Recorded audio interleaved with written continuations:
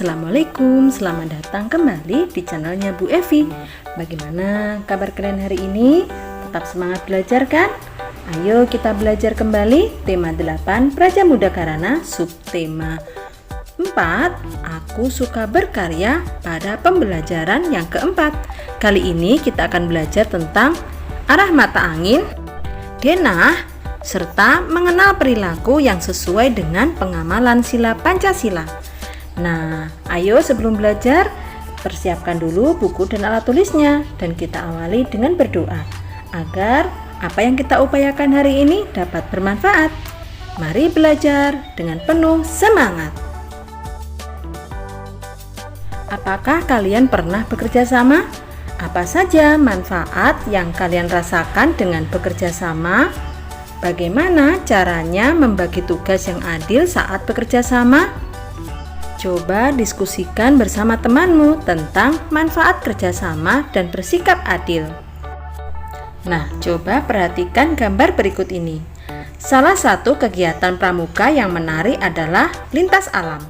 Kegiatan lintas alam atau penjelajahan juga merupakan kegiatan yang menantang. Melalui kegiatan lintas alam, anggota pramuka dapat belajar mengenal lingkungan. Kegiatan berjalan-jalan sambil mengenal lingkungan sangat menyenangkan. Kegiatan berjalan juga berguna untuk meningkatkan daya tahan kaki. Sebelum melakukan kegiatan lintas alam, anggota pramuka berlatih berbagai keterampilan. Ada keterampilan menentukan arah mata angin dan membaca denah. Ada juga keterampilan membaca dan membuat peta perjalanan. Peta perjalanan digunakan sebagai petunjuk perjalanan. Nah, berikut ini adalah denah lokasi perkemahan pramuka.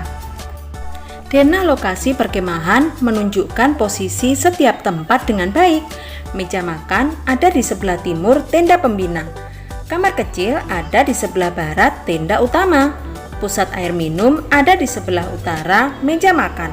Sementara tungku ada di sebelah selatan tenda anggota pramuka.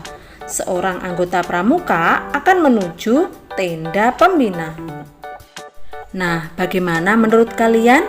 Dapatkah kalian menentukan arah yang harus dilewati anggota tersebut? Dari denah lokasi perkemahan pramuka, kalian dapat berlatih menentukan arah perjalanan sesuai gambar.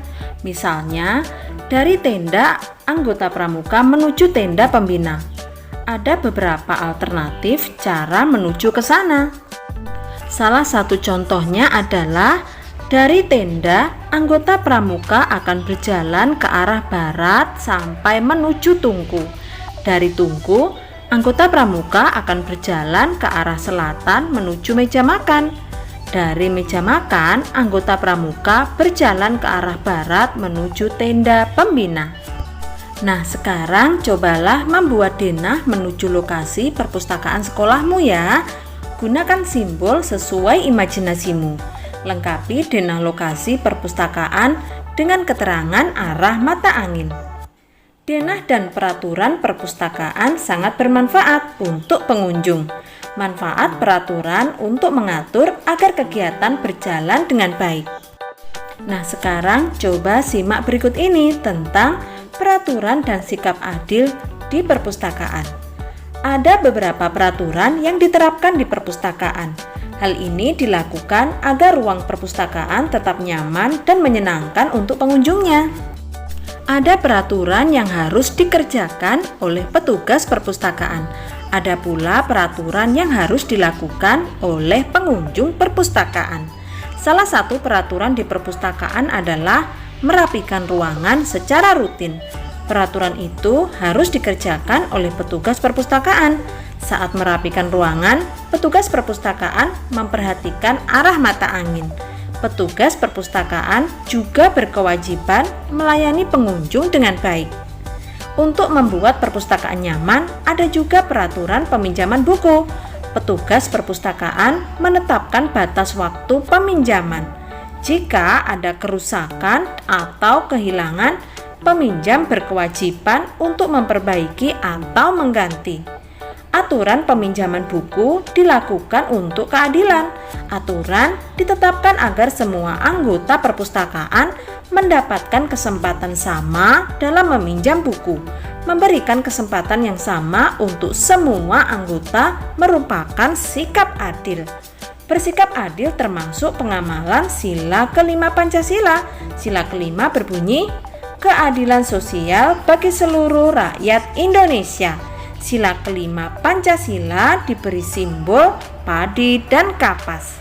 Lambang padi dan kapas menunjukkan kekayaan yang dimiliki bangsa Indonesia. Kekayaan ini hendaknya dapat dirasakan manfaatnya secara adil untuk seluruh rakyat Indonesia.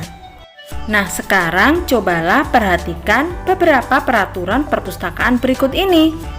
Adakah kaitan aturan tersebut dengan sikap pengamalan sila Pancasila? Sebutkan bunyi dan simbol sila Pancasila yang sesuai dengan aturan tersebut. Berikan pula alasannya. Pertama, meminjam buku sesuai dengan waktu yang ditetapkan. Apakah aturan tersebut sesuai dengan pengamalan sila Pancasila? Jawabannya adalah sangat sesuai. Sikap tersebut sesuai dengan sila kelima yang berbunyi keadilan sosial bagi seluruh rakyat Indonesia. Alasannya adalah karena mengembalikan buku tepat waktu, hal itu menunjukkan sikap adil untuk teman-teman lain yang ingin meminjam buku tersebut. Kedua, memperbaiki buku yang rusak dan mengganti buku perpustakaan yang hilang. Apakah aturan tersebut sesuai dengan pengamalan sila Pancasila? Maka jawabannya adalah iya, termasuk pengamalan Pancasila. Sikap tersebut sesuai dengan sila kedua yang berbunyi kemanusiaan yang adil dan beradab. Alasannya adalah karena memperbaiki buku yang rusak dan mengganti buku perpustakaan adalah bentuk dari peduli ataupun adil supaya teman yang lain dapat belajar juga.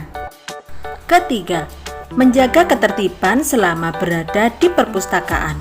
Apakah aturan tersebut sesuai dengan pengamalan sila Pancasila?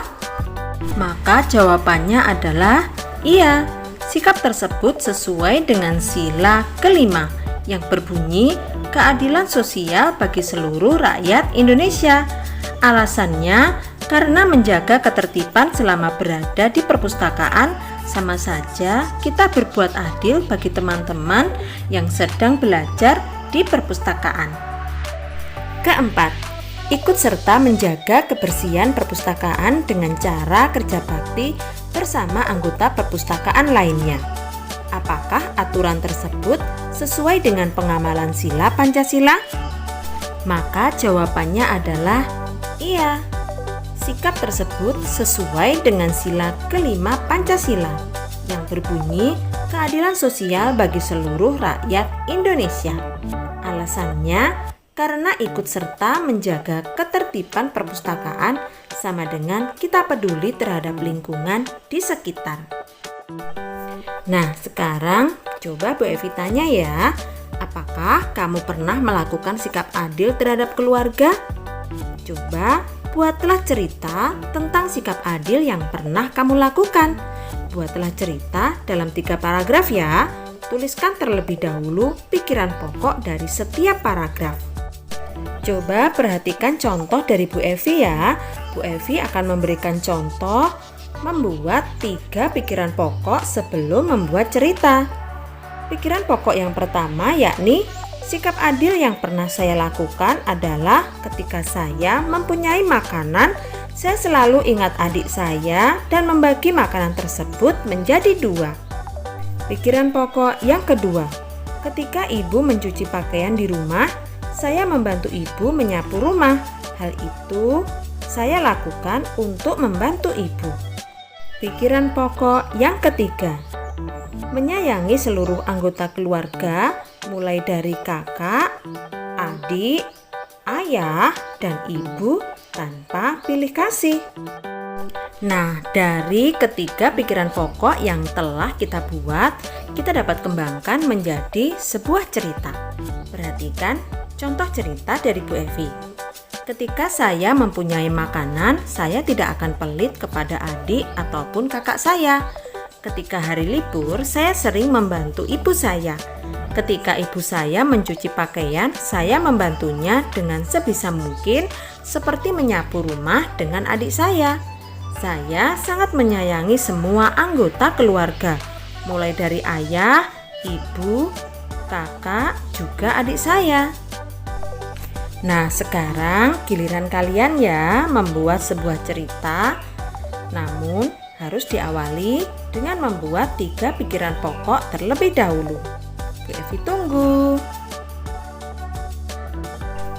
Nah, kalian dapat meminta bantuan orang tuamu di rumah.